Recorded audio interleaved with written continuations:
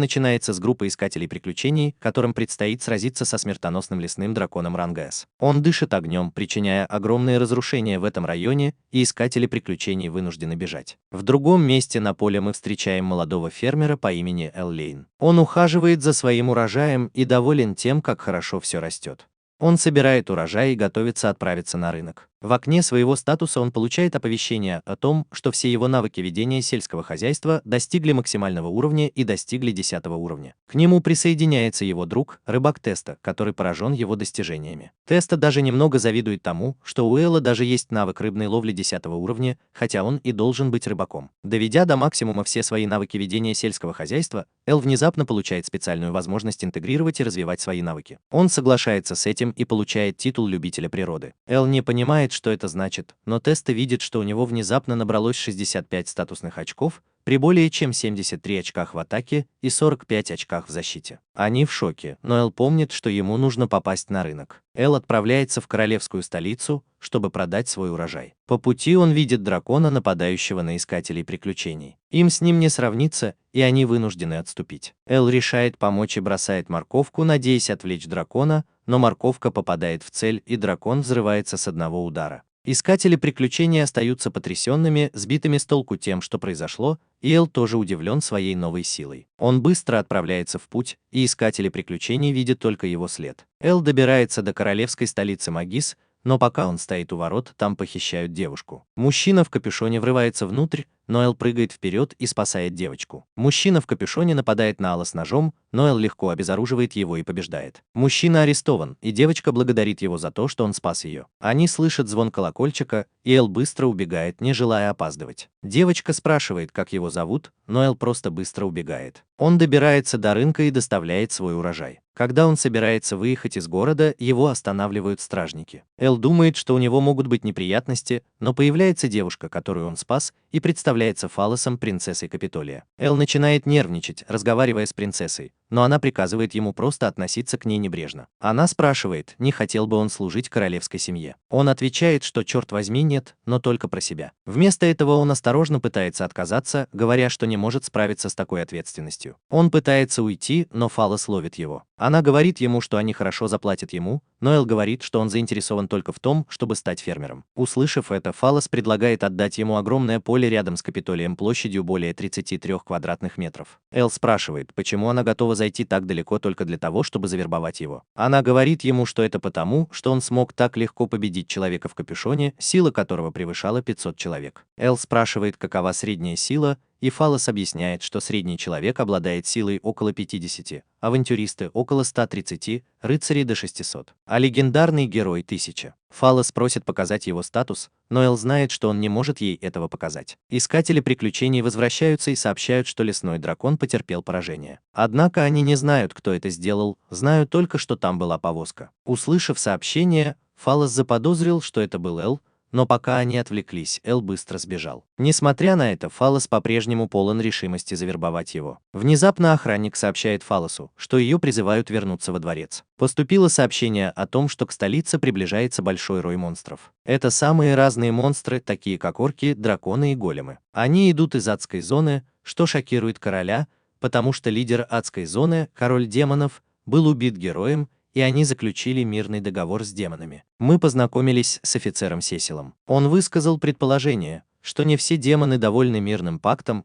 особенно первый генерал короля демонов Ромео Ван Дет. Он подозревает, что они узнали о том, что герой скончался, и теперь хотят отомстить за смерть короля демонов. Он советует королю покинуть столицу ради его же собственной безопасности. Король не хочет бросать свой народ, но все его солдаты умоляют его выжить. Эл наконец-то добирается домой, случайно разрушив свою дверь с помощью своей новой силы. Он очень устал за прошедший день, и вдруг Теса стучится к нему в дверь. Теса говорит ему, что им нужно эвакуироваться, потому что поблизости находится армия монстров. Эл внезапно вспоминает о своем урожае и спешит на свое поле. Он испытывает облегчение, увидев, что с его урожаем все в порядке. Армия монстров проходит мимо, и Эл понимает, что они направляются прямо в столицу. Он не хочет ввязываться в это дело, потому что он всего лишь фермер, но потом понимает, что если столица падет, ему некуда будет продавать свой урожай. Тем временем король и принцесса сбежали из столицы. Но они зашли в тупик. На короля внезапно обрушивается взрыв энергии. Сесил преображается и показывает, что на самом деле он генерал-демон Ромео. Он обманывал их с самого начала. Он раскрывает свой план выдать себя за короля, используя свою магию трансформации и править королевством так, чтобы люди об этом не знали. Но сначала он должен убить короля. Он атакует с помощью своей темной магии, но король создает барьер. Барьеры начинают разрушаться по мере того, как король изо всех сил пытается их поддерживать. Фаллос помогает укрепить барьер, но Ромео обрушивает вторую атаку. Барьеры рушатся, и король больше не может поддерживать барьер. Сам по себе Фаллос не может защититься от нападения, а остальные барьеры разрушаются. Ромео собирается прикончить их с помощью своего умения преодолевать тьму, но внезапно появляется Эл и останавливает атаку. Он использует свой навык вспашки и сотрясает землю, уничтожая армию монстров. Ромео очень любопытно, кто он такой, но Эл просто говорит, что он обычный фермер. Ромео прыгает ему за спину, но Эл успевает поймать его клинок и отбросить в сторону. Ромео впечатлен и решает выложиться до конца. Он впитывает в себя силу ближайших монстров и трансформируется в свою истинную форму. Посмотрев на свой статус, Талус видит, что у него 78 уровень силы и более 5 баллов. Она велит Элу убегать. Ромео высвобождает свою силу и бросается на Эла, но Эл отвечает своим собственным ударом, и Ромео терпит поражение. Монстры шокированы одним единственным ударом,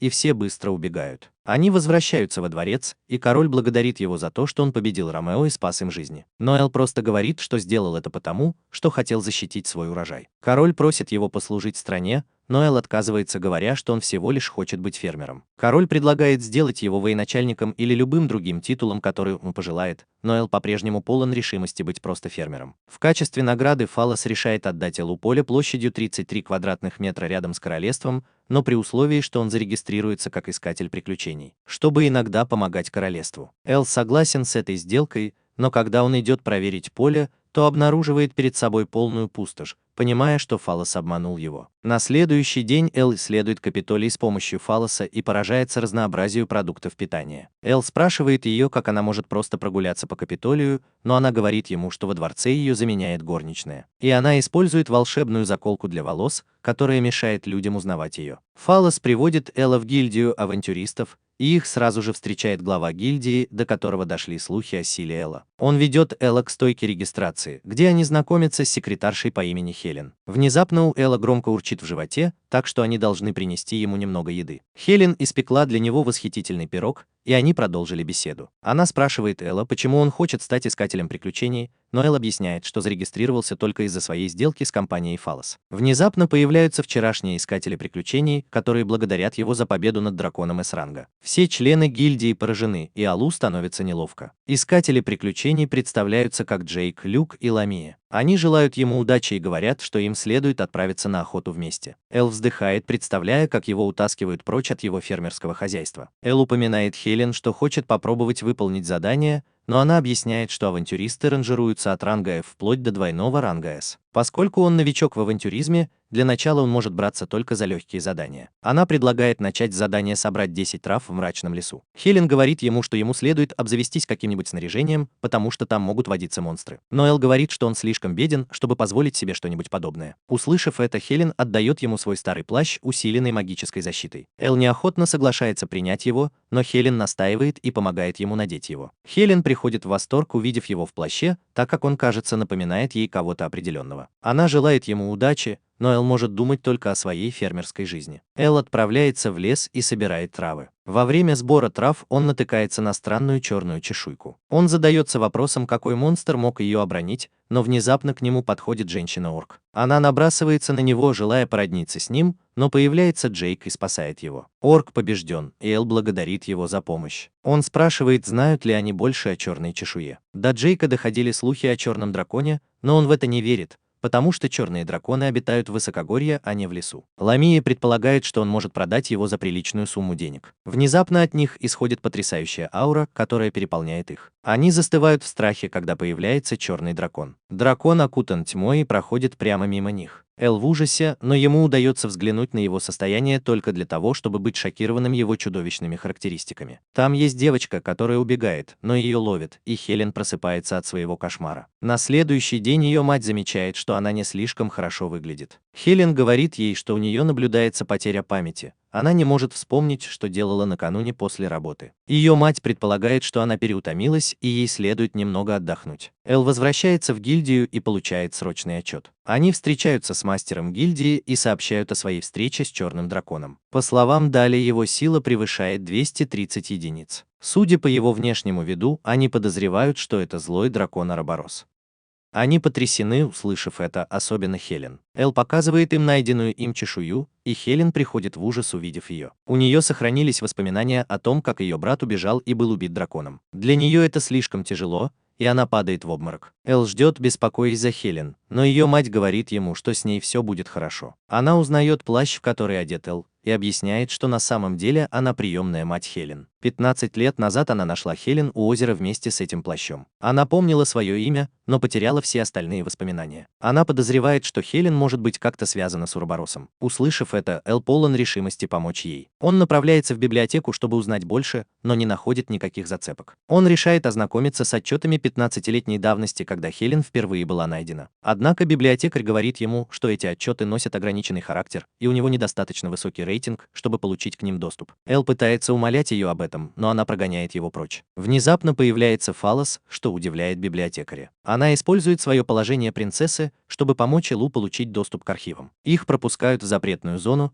и они проверяют записи о повреждениях в деревне, где была найдена Хелен. Эл выясняет, что 15 лет назад деревня Гонора была полностью разрушена, и там также были найдены черные чешуйки. Однако этот инцидент был замят, потому что злой дракон должен был быть мертв. Но если бы он каким-то образом возродился, это означало бы, что весь мир находится в опасности. На следующий день эти двое отправляются в деревню Хонора, чтобы все проверить. Они находят ее в полностью разрушенном состоянии. Пока они осматривают окрестности, Эл внезапно слышит чей-то голос. Он следует за голосом, и они подходят к могиле, и там появляется мальчик, одетый в тот же самый плащ. Фалос не понимает, с кем говорит Эл, потому что она не может его видеть или слышать. Эл понимает, что он призрак, и мальчик представляется как Лей.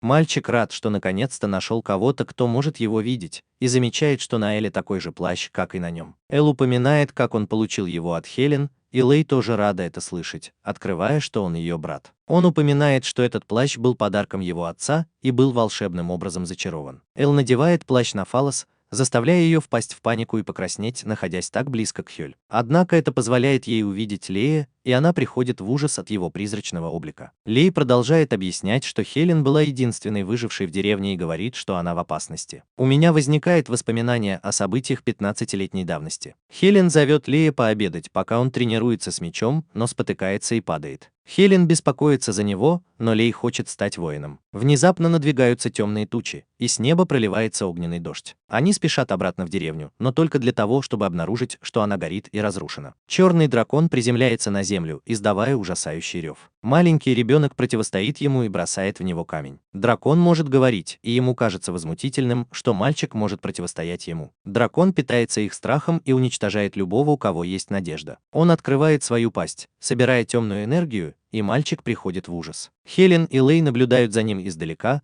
но знают, что они бессильны что-либо сделать. Они решают, что единственный выход для них – бежать, поэтому быстро покидают деревню. Но пока они бегут, дракон пролетает над головой, находит их. Они быстро убегают в другую сторону, но дракон летит за ними, дыша огнем. Дракону доставляет удовольствие видеть, как они в ужасе убегают. Хелен выбивается из сил и падает. Она говорит Лею, чтобы он шел дальше без нее, и дракон приземляется у нее за спиной. Дракон готовится поглотить ее душу, но получает удар в глаз, когда Лей бросает свой меч. Он велит Хелен бежать, но меч падает, и ее глаз мгновенно регенерируется. Но дракон обращает свое внимание на Лея, решив съесть его первым. Он бросается на Лея и пронзает его своими зубами. Хелен бросается к своему брату, и дракон наслаждается ее отчаянием, так как это делает его сильнее. Дракон решает оставить Хелен в живых, но клянется вернуться через 15 лет, чтобы снова разрушить ее дом, причинив ей еще больше эмоциональный ущерб, а затем пожрать ее душу. Лей клянется защищать Хелен даже после смерти,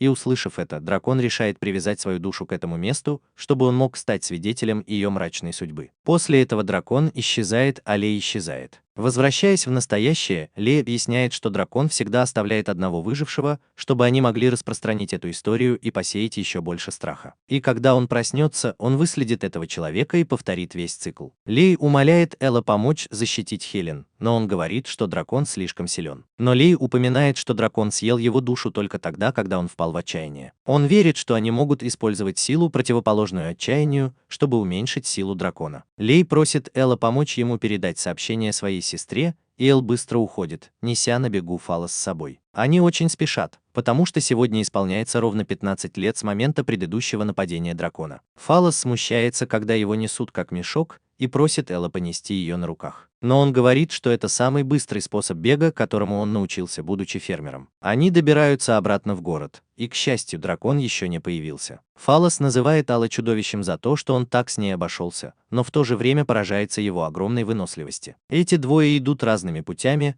Эл отправляется на поиски Хелен, а Фалос готовит охрану. Вернувшись в гильдию, мать Хелен отправляется проведать ее, но обнаруживает, что она пропала из своей комнаты. Хелен прогуливается одна по лесу, и вскоре перед ней появляется черный дракон. Он приветствует ее по прошествии 15 лет, и к Хелен начинают возвращаться утраченные воспоминания. Она помнит, что именно по ее вине погиб ее брат. Дракон напоминает ей о том, как бы ее брату удалось спастись, если бы не она. Это говорит о том, что из-за нее скоро погибнут все люди в городе. Хелен умоляет его не нападать на город, даже предлагая свою собственную жизнь. Но дракон не намерен оставлять кого-либо в живых. Хелен впадает в отчаяние и готовится покончить с собой, но Эл подоспевает к ней как раз вовремя и останавливает ее. Хелен приходит в себя, но дракон нападает на Алла, отбрасывая его в сторону. Эллу удается выжить благодаря защите, обеспечиваемой его плащом. Дракон потрясен тем, что человек смог пережить его нападение, но Эл говорит, что он не просто человек, он фермер. Хелен говорит ему, чтобы он убегал, но Эл бросается на дракона и бьет его кулаком в морду. Эл говорит Хелен, чтобы она не волновалась, и дракон удивляется, что человек смог причинить ему боль. Дракон хочет увидеть, как Эл впадет в отчаяние, и они вдвоем начнут ссориться. Дракон бросается на него, атакуя своими когтями,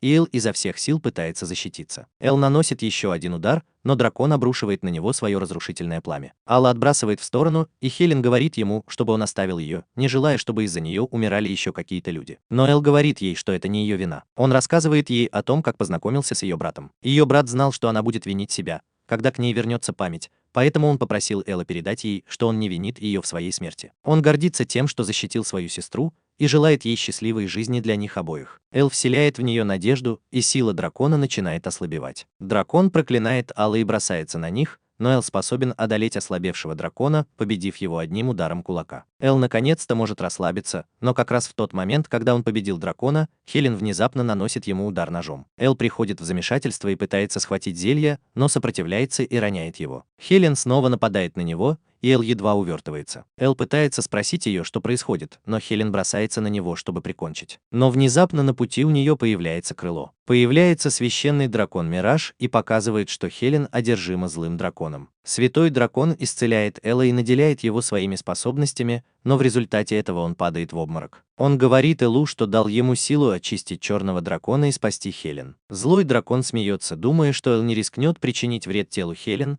но Эл тут же наносит ему удар кулаком. Дракон потрясен, и Эл видит по глазам Хелен, что она хочет, чтобы он остановил ее. Хелен, кажется, приходит в себя, но когда Эл помогает ей подняться, она хватает его, и душа злого дракона вырывается наружу и ныряет в Алла, пытаясь овладеть им. Он объявляет о своей победе, но тут возникает одна проблема. В глубине души у Элла есть только одно желание – заниматься сельским хозяйством. Он потрясен тем, что там нет ничего, кроме выращивания и сбора урожая. Здесь нет ничего, что он мог бы испортить, и он отторгается от тела Элла. Святой дракон снова встает на ноги и использует свою силу, чтобы очистить Алана. Душа злого дракона разбита вдребезги, и святой дракон благодарит Алла за его помощь. Луч света гаснет, а Эл и Хелен остаются без сознания. Когда Эл приходит в себя, он обнаруживает, что находится в гильдии. Фалос обнимает его, радуясь, что с ним все в порядке. Эл спрашивает, что случилось с драконами, и Хелен говорит ему, что Ураборос был очищен, и святой дракон тоже исчез. Эл спрашивает, все ли в порядке с Хелен после того, как она была одержима. Она говорит, что с ней все в порядке, а также она обрела способность превращать свои руки и ноги в драконьи когти. Эл потрясен, думая, что она все еще одержима, но Хелен показывает, что она может свободно контролировать свою силу. Она планирует использовать эту силу во благо и спасать людей в будущем. Хелен внезапно спрашивает об отношениях Фалоса с Эллом,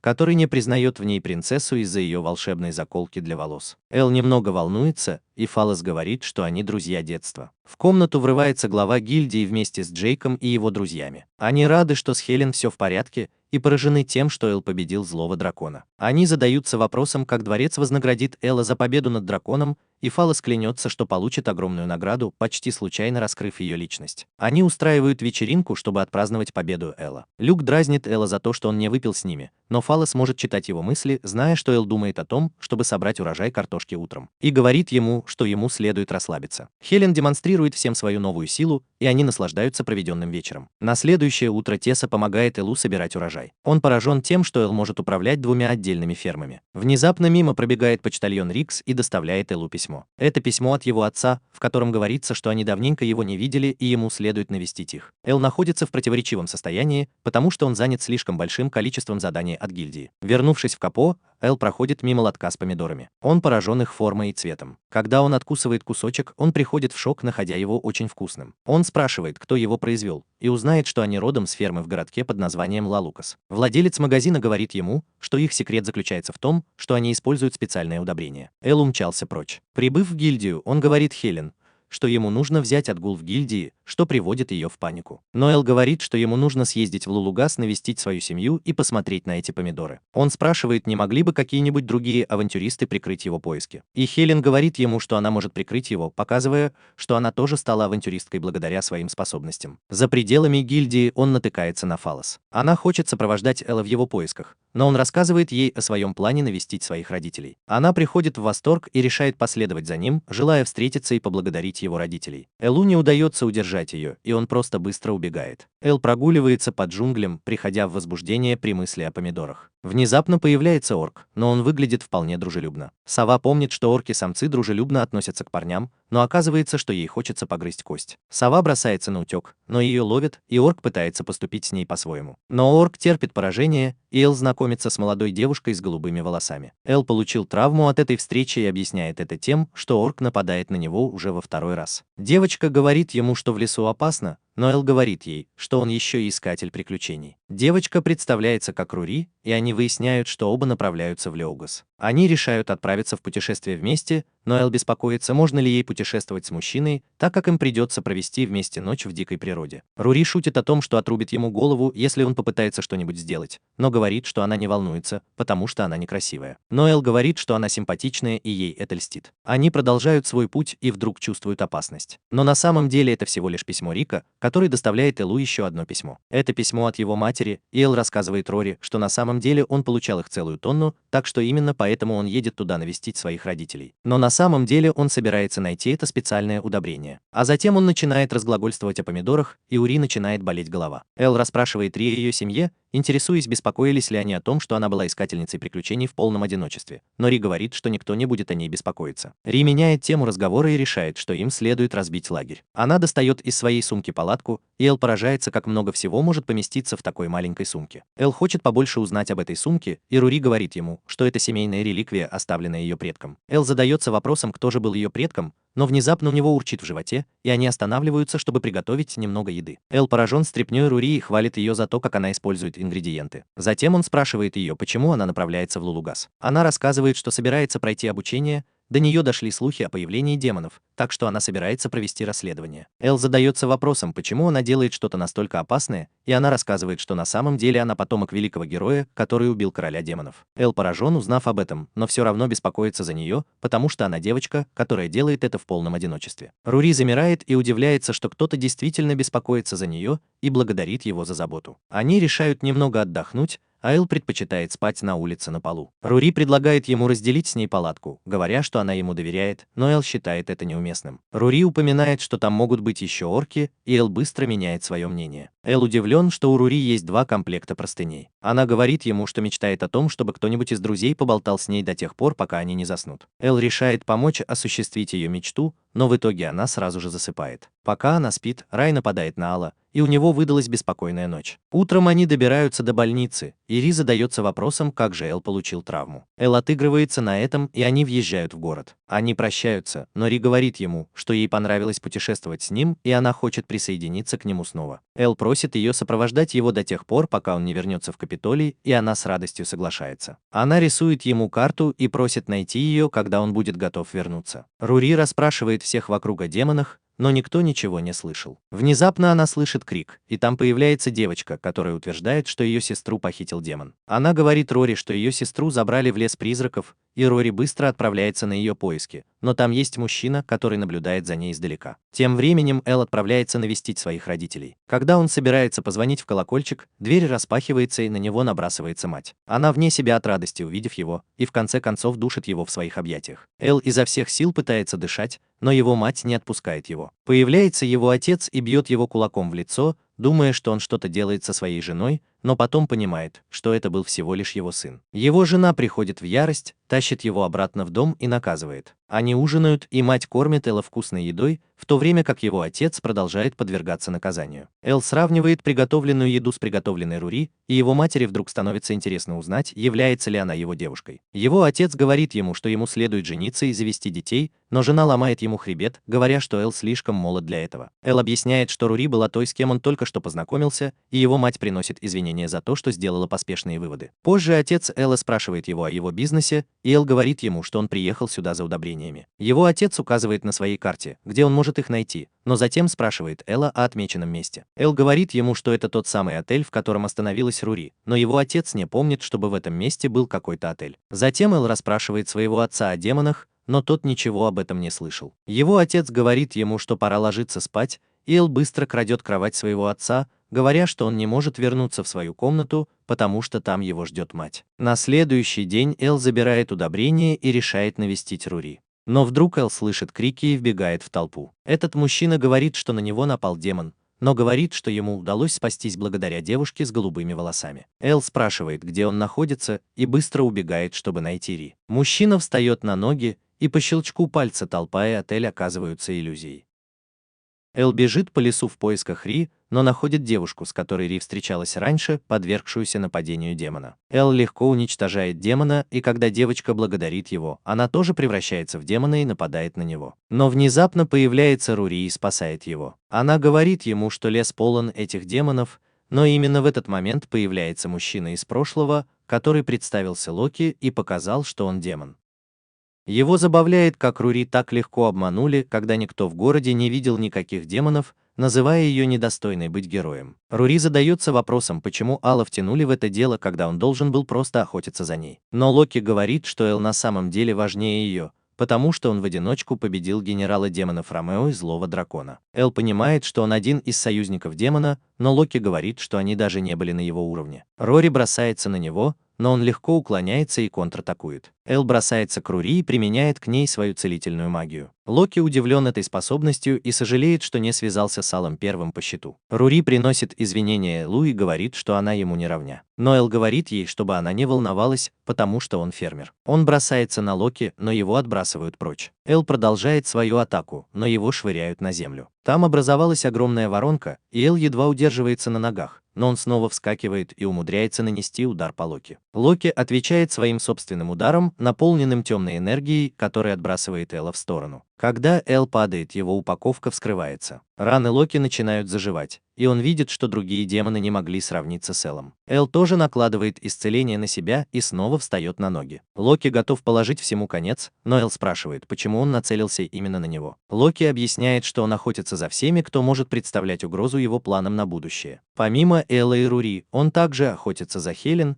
потому что она унаследовала способности злого дракона. Эл удивлен, узнав, что Хелен стала его мишенью. Затем Локи рассказывает о Рури, которая должна получить благословение Святого Бога в качестве следующего героя, но она не смогла использовать ни одной силы Святого Бога. Он решает положить всему этому конец и призывает своих демонов-червей. Эл и Рури борются с червями, и Рури говорит Элу, чтобы он убирался восвояси. Но Эл отказывается и борется с червями, говоря, что хочет быть лучшим фермером, и что он не смог бы жить с самим собой, если бы просто бросил ее.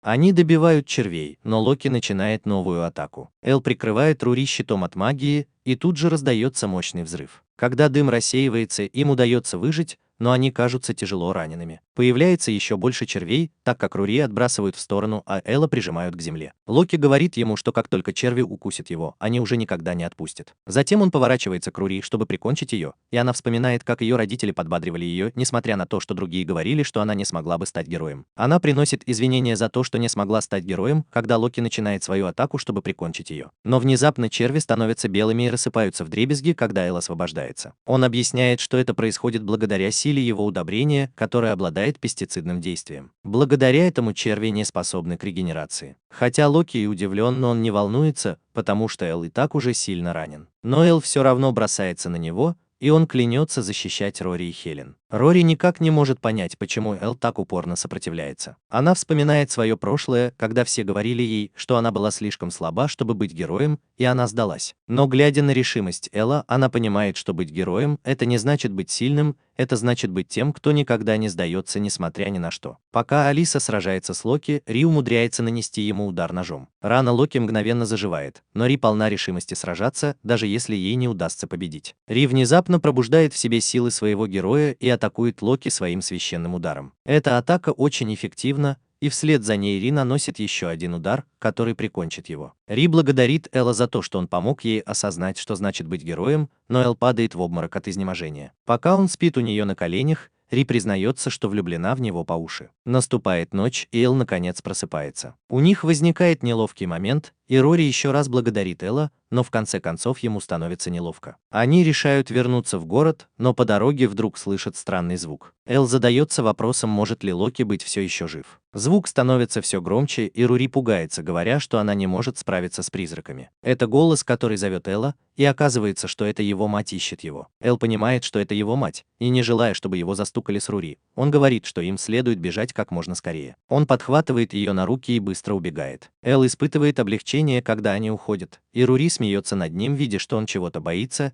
и Эл может только представить себе, как выглядит его мать. В конце концов они возвращаются в город и испытывают шок, когда обнаруживают, что отеля там больше нет, понимая, что это была иллюзия Локи. Рури находит другое место для ночлега, и Эл говорит ей, что на следующий день он возвращается в Капитолий. Когда Эл возвращается домой, он вспоминает тот случай, когда он вышел поиграть с тёсой, не сказав об этом родителям, и его мать пришла искать его. Они боялись попасть в беду, поэтому пробрались домой, но когда он вернулся, она ждала его у двери. Эл задается вопросом, может ли она каким-то образом телепортироваться. Когда Эл возвращается в дом, его мать снова ждет его там. Он пытается избежать встречи с ней, но она внезапно появляется у него за спиной. Эл приходит в ужас и убегает. Он пробегает прямо мимо своего отца в его комнату, что приводит его отца в панику, так как он остается один на один со своей матерью. На следующий день его мать умоляет его не уходить. У Элла нет выбора, и он говорит, что возненавидит ее, если она будет так себя вести, и она немедленно приносит свои извинения. Эл отправляется на встречу с Рури, и они возвращаются в Капитолий. Тем временем, вернувшись в Капитолий, Фалос эмоционально прощается со своим отцом-королем и приносит извинения за то, что подвел ее. Эл и Рури возвращаются в гильдию, и Хелен начинает ревновать Рури к отношениям с Эллом, даже проявляя свои демонические способности. На следующий день в поле мальчик собирает какие-то фрукты, но Эл ловит его. Рури и Хелен приезжают помочь ему на ферме, но Эл злится на мальчика. Девочки удивлены, что Эл так разозлился, но его просто раздражает, что его фрукты были собраны до того, как они были готовы к сбору урожая, и он кричит на мальчика. Мальчик извиняется, и у него урчит в животе. Эл вместо этого дает ему капусту, и мальчик просто обалдевает. Вкус капусты доводит мальчика до слез, и он радостно убегает. Хелен упоминает, что за то время, пока меня не было, произошли нападения чудовищ, в результате которых была заблокирована торговля с другими странами, и повысились цены на продукты питания, что осложнило положение бедных слоев населения. Они внезапно слышат звон колокольчика, сигнализирующий нападение монстра, и быстро направляются к нему на помощь. На море нападает огромный рой монстров, в то время как стражники и искатели приключений изо всех сил пытаются защититься. Хелен демонстрирует свое демоническое преображение и сражается со своими новыми демоническими способностями. Эл бросается в атаку со своей мотыгой и отправляет монстров в полет,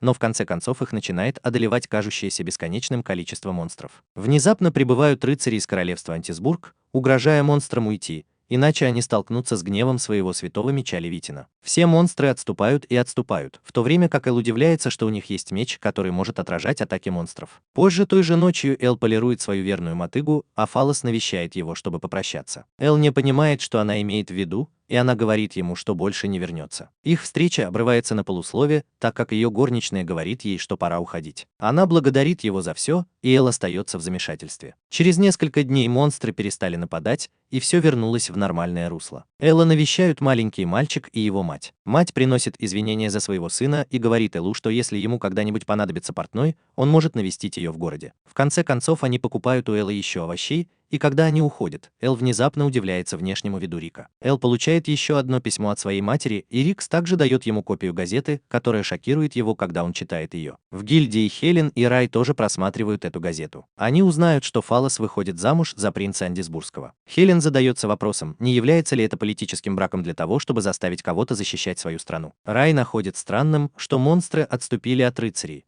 потому что монстры не должны понимать человеческих слов. Внезапно появляется Эл и велит им прочесть его письмо. Оно заполнено словами его матери о том, что она его любит, и Эл смущается и рвет его на части. Он протягивает им еще одну страницу, и девочки читают отчет его матери о нападениях монстров. Она слышала о нападениях и провела собственное расследование, чтобы убедиться, что Эл в безопасности, но в итоге выяснила, что священный меч Антисберга — это всего лишь обычный меч без каких-либо особых способностей. Девочки в шоке от того, как она могла об этом узнать, но Эл говорит им, чтобы они продолжали читать дальше. Они узнают, что его мать смогла разобраться в этом, потому что раньше она была командиром теневых марионеток. Они внезапно приходят в шок, услышав о теневых марионетках, но Эл понятия не имеет, что это значит. Они говорят ему, что теневые марионетки — это самая элитная группа шпионов, способных раскрыть любую тайну. Эл был потрясен, услышав это о своей матери, и они продолжают читать дальше. Оказывается, монстры были вызваны демоном в Антисбурге, но его возлюбленная была похищена, и он был вынужден послать монстров в атаку. Они пришли к выводу, что Антисбург послал монстров напасть, чтобы они могли выдать себя за защитников и потребовать женитьбы на принцессе Фалос. Эл полна решимости спасти принцессу,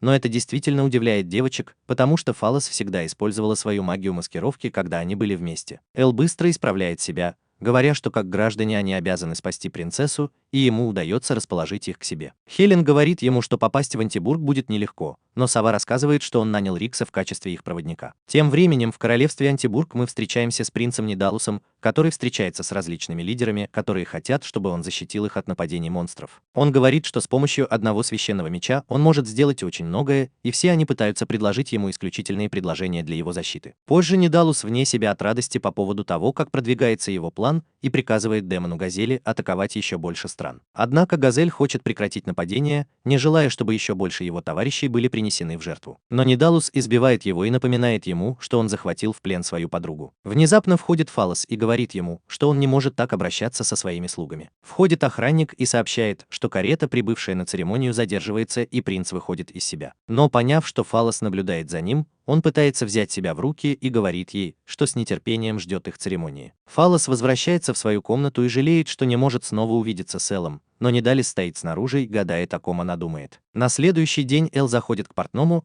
чтобы забрать несколько нарядов, и обещает принести им побольше овощей. Эл присоединяется к остальным, и Рикс рассказывает им о своем плане. Он велит им выдать себя за торговцев для участия в церемонии, проникнуть внутрь и найти заложника, в то время как он будет собирать монстров, чтобы они могли разоблачить священный меч принца Нидала как подделку. Хелен недоумевает, как он может собирать монстров, а Рикс рассказывает, что на самом деле он демон. Все они в шоке, и Рикс объясняет, что он тоже является членом группы теневых марионеток и был взят к себе матерью Элла, когда он был маленьким. Он показывает, что существует довольно много демонов, которые смешиваются с людьми, и, по-видимому, демон, которому угрожают. Влюбился в человеческую девушку, но оказался в руках принца. Эл клянется, что они спасут всех и каждого, и они приступают к выполнению своей миссии. Они прибывают в Андерсбург и успешно преодолевают ворота. Эл уверенно справляется с их маскировкой, выдавая себя за фермеров, но на девочек это не производит большого впечатления. Они обсуждают свой план, который состоит в том, чтобы проникнуть в замок и спасти возлюбленную Газели, а затем отвезти ее в церковь, чтобы заставить Газель признаться, что сила Святого Меча поддельная. Как только Эл направляется к замку, его тут же останавливает стражник. Он говорит, что доставляет овощи в замок, полагая, что его план надежен и надежен. Но охранник находит его подозрительным, и в конце концов за ними гонятся все стражники. Хелен велит Элу идти вперед и бросает его в замок. Эл случайно приземляется точно в нужной комнате и просит девочку пойти с ним, чтобы они могли спасти Газель. В комнату вбегают охранники, но Эл использует свои овощи и справляется с охранниками. Девочка прикована цепью и не может убежать, так что в конце концов Элу приходится нести ее на руках, пока он убегает от охранников. В конце концов Элу приходится встретиться с двумя другими, но им приходится быстро бежать, так как за ними гонятся все охранники. Они видят церковь, и девочки говорят Элу, чтобы он поберег Фалос, пока они разбираются с охранниками. Внутри церкви идет церемония, и Фалос говорит: «Я согласен». И в тот момент, когда они подходят для поцелуя, в дверь внезапно ударяет Нидалус, и в комнату врывается Эл. Фалос вне себя от радости, увидев его, но Нидалус говорит, что Эл злодей, который пришел сюда, чтобы захватить принцессу. Затем Эл рассказывает всем, что принц злодей, а его священный меч подделка. Нидалус спрашивает, есть ли у него какие-нибудь доказательства, и даже король говорит Элу, что он видел силу этого меча. Но Эл говорит, что у него есть доказательства, и стражник внезапно сообщает, что на королевство напали монстры. Мы видим, как Рикс призывает монстров к атаке. Гости советуют Нилусу пустить в ход меч, но когда он призывает Газель, он видит, как тот воссоединяется со своей возлюбленной. Рикс приносит принцу священный меч, но он не решается схватить его. Эл говорит, что это подделка, и бросает его в монстра, который уничтожает его одним укусом. После этого Газель открывает правду всем желающим. Он управляет монстрами с помощью демонической флейты и говорит, что принц шантажировал его, чтобы он послал монстров нападать на другие страны. Король спрашивает Нидала о правде, но тот только смеется и говорит, что они поняли это слишком поздно, и он уже послал огромный рой монстров атаковать Капитолий. Газель в замешательстве, потому что он никогда не отдавал такой команды, но Ниталус говорит, что ты можешь заманить монстров внутрь, просто разложив туши монстров. Ниталус злорадствует, говоря, что уже слишком поздно, но тут врываются Рори и Хелен и говорят, что столица так легко не падет. После их последней схватки с монстрами, стражники и искатели приключений попросили Рори переучить их. Мы видим, как они удерживают свои позиции в борьбе с монстрами. Король плачет от благодарности, а Эл говорит Фалосу, что ей не нужно выходить замуж. В комнату врываются стражники, и Ниталус приказывает им схватить незваных гостей. Но все они бросают оружие, а Ри и Хелен рассказывают, что стражники перешли на другую сторону после того, как они объяснили им злодеяние принца. Налус приходит в ярость и бросается на короля, но его останавливает Редиска, и Эл избивает его. Налуса уводит, и Фалос прыгает на Алла, говоря ему, что она его любит. Рури сбита с толку и ревнует его к принцессе. Эл пытается сказать, что все это какое-то недоразумение, но даже король благодарит его и приветствует в своей семье. Когда король уходит, его останавливает Рикс, который вручает ему письмо, доказывающее, что Нидалус был всего лишь пешкой для кого-то другого. И он предупреждает короля быть осторожным. После этого все они празднуют это событие в гильдии, и мастер гильдии говорит Элу, что все обращались к нему с просьбами о выполнении заданий. Но Эл напоминает ему, что он просто хочет быть фермером. Фалос посещает гильдию и вознаграждает авантюристов за их помощь в защите столицы. Хелен задается вопросом, почему ей кажется, что она знакома с принцессой, и Эл впадает в панику. Фалос возвращается в ее обличие, и Эл не может справиться с тем, чтобы сохранить эту тайну. Фалос официально встречается с Рури и заявляет, что именно она будет с Элом. Эл не может с ними справиться и просто уходит, чтобы ухаживать за своим урожаем. Он собирает урожай своих овощей, но Рури и Фалос последовали за ним туда же. Они спрашивают, кто ему нравится больше, но Эл просто пытается отвлечь их, рассказывая о своих овощах. Рури задается вопросом, есть ли на свете кто-то еще, кто ему нравится, и Эл говорит, что так оно и есть. Девочки были шокированы, услышав это, но Эл быстро убегает. Вернувшись к себе домой, Эл смотрит на фотографию и предается воспоминаниям о девочке по имени Оливия. У нас возникает воспоминание о событиях 15-летней давности, когда мы видим, как отец Элла собирает урожай картофеля. Он приходит в шок, когда видит, что Эл собрал так много урожая. Эл вне себя от радости, но его мать злится из-за того, что отец заставляет его работать. В конце концов, Эл берет немного картошки, чтобы раздать соседям, но вдруг они замечают девочку, за которой гонятся двое мужчин. Эта девочка воровка, и Эл задается вопросом, кто же она такая. Соседи говорят ему, что она сирота, живет в горах, и мужчины хотят ее продать. Девочка укусила мужчину и вырвалась на свободу. Она пробегает прямо мимо, хватает корзину с картошкой и убегает. Девочка набивает себе рот картошкой, но Эл находит ее. Она убегает, но замечает, что у Элла есть еда, и он говорит ей, что картофель лучше варить в супе. Она его боится, но Эл оставляет суп позади, и она не может устоять перед этим. В течение следующих нескольких дней Эл продолжает приносить ей еду, и в конце концов она дождется его, и у них появится возможность поговорить. Она представилась Оливии и была поражена тем, что Эл выращивает такую вкусную еду. У Элла вдруг заурчало в животе, и она предложила поделиться бутербродом. Но Оливию внезапно схватили двое мужчин, и они приготовились продать ее. Эл говорит, что она перестала воровать, но мужчины говорят ему, что им нужно возместить свои убытки. Эл умоляет их отпустить ее, говоря, что он вернет все, что она украла. Однако мужчины ему не верят и отказываются. Но тут появляется отец Эллы и узнает о сложившейся ситуации. Он предлагает мужчинам в качестве компенсации риса на 3 месяца вперед, и они с радостью соглашаются и уходят. Эл задается вопросом, все ли с ними будет в порядке, но его отец беспокоится о том, что скажет его мать. Он предполагает, что в ближайшие несколько месяцев им придется сократить потребление продуктов питания. Лидия возвращает украденную ею картошку, а отец Элис высказывает предположение, что им не помешали бы дополнительные рабочие руки на ферме. Эл с радостью соглашается и приглашает Оливию пожить с ними на ферме, и она вне себя от радости. 2 года спустя Оливия помогает на ферме вместе с совой. Она хочет отдохнуть, но сове очень нравится заниматься сельским хозяйством. Он говорит ей, чтобы она играла с другими детьми, но она говорит, что хочет быть только с ним. Внезапно к Тесе подбегает Теса, за которой гонятся какие-то пчелы-убийцы. Но мать Элла легко отбивается от них всех, разрезая их на куски. Его мать говорит ему, что они направляются в Капитолий подыскивать новый дом. Эл считает это странным, потому что в их доме все в полном порядке, но родители велят ему присматривать за фермой, пока их не будет. Его родители уезжают, и Эл спрашивает Теста, почему за ним гонялись пчелы, хотя в этом районе их быть не должно. Теста раскрывает карту и говорит, что неподалеку в лесу спрятано огромное сокровище. В лесу обычно бывает опасно,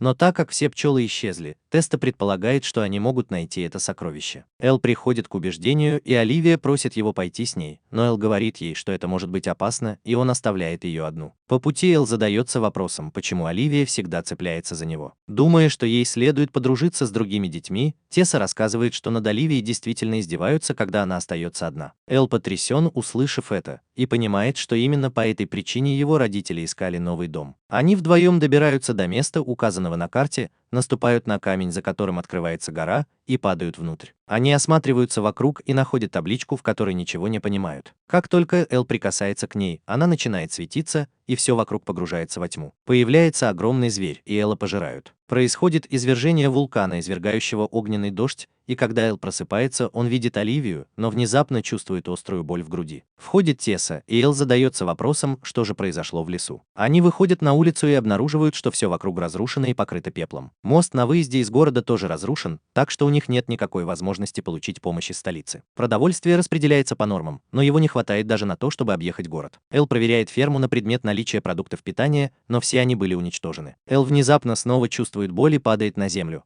но он все еще беспокоится о том, чтобы найти еду для Оливии. Позже той же ночью Оливия пробирается в палатку старейшины, чтобы украсть еду. Но она помнит, как Эл умолял дать ей второй шанс и говорил ей, что ему нравится видеть, как люди наслаждаются его овощами, поэтому ей удается остановить себя. На следующий день Оливия смешивает их еду вместе и отдает все это Элу. Эл спрашивает, почему еды здесь больше, чем обычно, и она лжет ему, говоря, что помощь прибыла из Капитолия. Эл очень рад, а Оливия говорит, что ей не терпится поскорее съесть ту еду, которую он вырастет.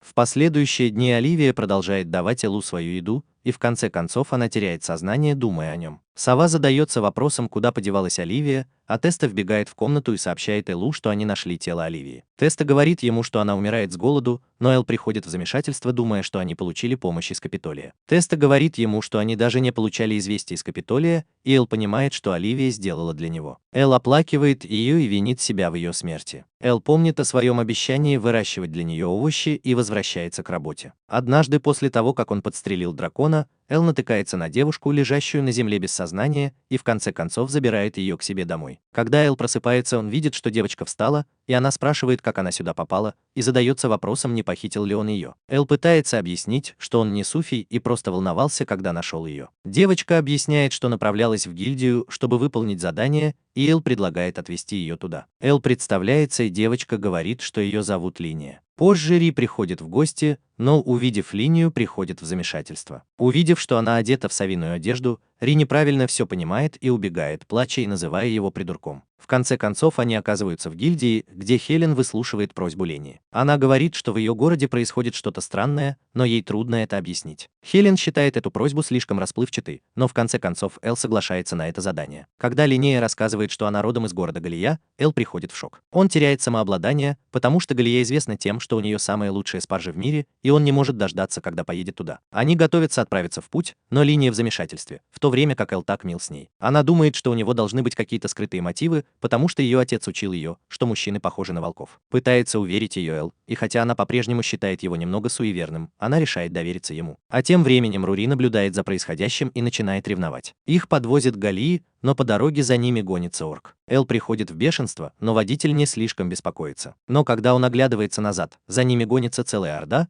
и Эл испытывает эмоциональный ущерб от своих прошлых столкновений. Когда Эл просыпается, он замечает, что на нем надет кулон. Ления говорит ему, что этот кулон помогает успокоить нервы. Они добираются до города, и когда проезжают через него, Элу кажется странным, что охранники держат в руках швабры. На рынке Эл видит прилавок и быстро заказывает шашлык из спаржи. Пока она готовится, Эл пытается спросить, не заметил ли этот мужчина чего-нибудь странного. Мужчина говорит, что все в порядке, и отдает Элу свою еду, но она полностью подгорела. Эл приходит в замешательство, но потом понимает, что этот мужчина ведет себя странно. Тележка внезапно опрокидывается, и когда Эл проверяет, как там этот мужчина, он тоже ведет себя странно. Элла внезапно подхватывают на руки и уносят прочь. Позже Эл навещает дом Линии. Ее семья владеет магазином подвесок, и она думает, что именно благодаря этим подвескам она не ведет себя странно, как остальные горожане. Эл спрашивает, где ее родители, но она отвечает ему, что они пропали без вести, когда началась аномалия. Все горожане ведут себя как сумасшедшие и не могут нормально общаться. Появляется хозяин города, и Эл считает за честь познакомиться с человеком, который положил начало революции в области спаржи. Он также носит кулон, и Эл расспрашивает его об этом городе. Господь говорит ему, что это долгая история, и приглашает его на ужин. Но Элла снова подхватывают на руки и уносят прочь. Позже они посещают дом Господа и присоединяются к нему за ужином. Эл расспрашивает о городе, но Господь внезапно приказывает своим стражникам окружить Алла. В одно мгновение Эл способен одолеть всех стражников. Он бросается на лорда, но Линия встает у него на пути. Господь открывает нам, что Линия работает на него, и мы видим, что в него вселился демон. Демон открывает нам, что он вложил свою силу в кристалл и поместил его в статую богини в городе, чтобы он мог контролировать всех и каждого. Он планирует проделать то же самое со столицей. После того, как он услышал о том, что Эл победил генерала демонов и злого дракона, он планировал вложить кристалл в тело Элла и взять столицу под свой контроль. Линея рассказывает, что у нее не было выбора, потому что ее родители были взяты в заложники. Когда демон готовится вложить кристалл в Алла, он бросает светошумовую гранату, которая, кажется, ничего не дает, но раздается взрыв, и статуя богини разрушается. Демон в замешательстве от того, что произошло, и Эл объясняет, что вспышка была всего лишь сигналом для его друзей. Демон в шоке, потому что Линия шпионила за ним все это время, но Эл рассказывает, что когда он увлекся в городе, на самом деле это были Рури и Хелен. Они даже спасли родителей Линии. Эл говорит ему, что все кончено, но демон берет лорда в заложники. Эл использует силу спаржи и насильно кормит лорда. Он напоминает Господу о его любви к спарже, и ему удается вырваться из-под контроля демона. Эл использует этот шанс и прикончит его. Линия благодарит его за помощь и целует, к большому разочарованию Рури. Она заявляет, что когда она станет старше, она найдет его и завоюет его расположение. Эл остается ошеломленным и направляется обратно в Капитолий. После этого Эл возвращается к уходу за своим полем, а Рори, Хелен и Фалос помогают ему в этом. Фалос замечает подвески, которые достались Хелен и Рори, и начинает ревновать. Она хочет снова признаться Элу во всем, но Рори напоминает ей, что они хотят дать Элу немного свободы действий. Внезапно они слышат, как Эл кричит. Он приходит в отчаяние, обнаружив, что среди его посевов проросли сорняки. Это надоедливый сорняк, который высасывает все питательные вещества из окружающих посевов. Он пришел в ярость, обнаружив, что под его наблюдением выросло так много растений. Хелен забавляет тот факт, что сорняки представляют собой большую угрозу, чем демоны, с которыми он столкнулся. Они направляются в город, чтобы продать свои овощи. Они пользуются большой популярностью, и даже король приходит сюда переодетым. Король задается вопросом, когда же Эл возьмет Фалос в жены, но Эл избегает этой темы. Король говорит ему, что подарит ему еще больше сельскохозяйственных угодий и новые сельскохозяйственные орудия труда. Эл представляет себе эти орудия труда и не может удержаться от соблазна. Рури пытается остановить его, и Фалос бросает в нее картофелину, но в итоге Эл вырубается. Эл видит ангельскую фигуру, пытающуюся заговорить с ним, но вскоре он просыпается. Они продают все овощи, и у Элла появляется злобный взгляд, когда он думает об уничтожении сорняков. Он забегает в магазин Рика и демонстрирует гербицид, с помощью которого собирается уничтожить сорняки. Они вдруг видят, как какие-то мужчины захватывают девушку, чтобы продать ее. Эл подходит к ним и легко вырубает двух мужчин. Третий парень убегает, а девушка оказывается демоном. Девушка напугана, но Рикс узнает в ней Юрию и показывает ей, что он тоже демон. Рикс рассказывает, что Юрия – дочь повелителя демонов. Юрия умоляет их о помощи, чтобы спасти демонов, и рассказывает, что ее сопровождающий Вольфи внезапно сказал ей, что она не в безопасности. Затем он открыл портал и отослал ее прочь. Она хочет вернуться и спасти демонов, но Рик говорит, что территория демонов находится по другую сторону океана, и путешествие на лодке займет не менее 3 дней. Эл берется за эту работу и передает свой пестицид Риксу, чтобы тот мог присматривать за своим урожаем. Эл говорит им, что у него есть более быстрый способ добраться туда, и в конце концов ему приходится нести Юрию на руках, когда он бежит по воде. Юрия приходит в ярость и просит его остановиться, но Эл говорит, что они утонут, если он остановится. В конце концов они добираются до территории демонов, и Юрия благодарна судьбе за то, что они добрались туда так быстро. Внезапно появляется долина и начинает нападать на них. Элу удается остановить атаку, но долина продолжает атаковать своей магией и даже стреляет в Юрию. Элу удается подобраться к нему сзади и вырубить его. Юрия никак не может понять, почему он напал на нее. Вэлли встает на ноги и бросается в новую атаку, но внезапно появляется мать Элла и вырубает его. Она рассказывает, что получила известие от Рика и пришла убедиться, что с ним все в порядке. Они вместе отправляются в путь и прибывают в замок повелителя демонов. Они обнаруживают, что все охранники мертвы, и Эл задается вопросом, что же произошло. Его мать считает, что ими управляли, чтобы они сражались друг с другом, точно так же, как, по-видимому, управляли Альвольфи. Юрия вбегает в тронный зал и находит своего отца лежащим на земле. Эл находит охранника, который все еще жив, и рассказывает, что там была девочка. Он внезапно предупреждает Урию, так как мать Алла пытается напасть на нее, но Эл останавливает ее. Эл может с уверенностью сказать, что она ему не мать, потому что его настоящая мать обняла бы его так крепко, что у него задрожали бы кости, как только она его увидела. Она поражена тем, что он смог разглядеть ее идеальную маскировку насквозь. Она возвращается в свой истинный облик, и выясняется, что на самом деле она Оливия. Элис потрясена тем, что она все еще жива, вспоминая тот момент, когда он стал свидетелем ее смерти, и Оливия показывает, что она жива благодаря силе злого бога. Она демонстрирует свою силу, нападая на мочевину, но Эл ныряет, и ему удается спасти ее. Раздается огромный порез, раздается взрыв, а когда пыль рассеивается, оказывается, что всю гору сдуло ветром. Оливия удивлена тем, что Элу удалось увернуться от ее атаки, и говорит, что это должно быть потому, что в его теле тоже заключена сила злого бога. Эл не понимает, что она имеет в виду, и Оливия объясняет, что навык его любителя природы, который повысил все его характеристики, на самом деле является навыком злого бога. Эл не верит в это, потому что он никогда не встречался со злым богом, но Оливия говорит ему, что он встречался с ним. Она обещает все объяснить, если Эл решит присоединиться к ней. Она говорит ему, что они снова могут жить вместе, и убеждает его в этом с помощью своих очаровательных глаз. Но Юрия окликает его, и он приходит в себя. Лидия получает пощечину за то, что встала у нее на пути, и хватает Юрию за шею. Эл пытается помочь ей, но Лидия останавливает его. Она говорит ему, что если он примет силу злого бога, она может оставить ее в живых. Юрия велит Элу бежать, а Лидии это надоедает, и она решает прикончить ее. Эл освобождается, и прежде чем Оливия успевает напасть, кулоны Элла внезапно активируются, и когда Эл открывает глаза, он обнаруживает, что время застыло. Эл не понимает, что происходит, но ангельская фигура снова появляется перед ним. Она представляется как богиня добра. Она говорит ему, что благодаря тому, что он был бессердечным человеком, она смогла появиться на свет. Она заморозила время с помощью своей силы, но у них осталось совсем немного времени. Она говорит ему, что может уничтожить силу злого бога внутри него и дать ему свою собственную силу, которая позволит ему сражаться. Она берет его за руку и дарует ему свою силу. Она поворачивает время вспять, и прежде чем Лидия успевает напасть на мочевину, Эл активирует свою новую силу. Лидия начинает волноваться, но от этого у нее просто появляется пучок ростков. Все пребывают в замешательстве, и Лидия думает, что это отстойный навык, но он быстро растет, и Лидия цепляется за свои виноградные лозы. Ей удается вырваться на свободу, и она призывает меч. Она бросается на Алла, но он снова использует свою силу, создавая стену из виноградных лоз, чтобы защитить себя. Виноградные лозы снова цепляются за нее, и несмотря на то, что их срезают, они отрастают снова и связывают ее. Вэлли врывается внутрь и атакует, используя свою магию. Он проверяет, как там Юрия, и она рада, что он вернулся к нормальной жизни. Оливия, похоже, не пострадала от нападения и отвечает на него своей собственной магией. Она проскакивает мимо Элла и собирается прикончить его,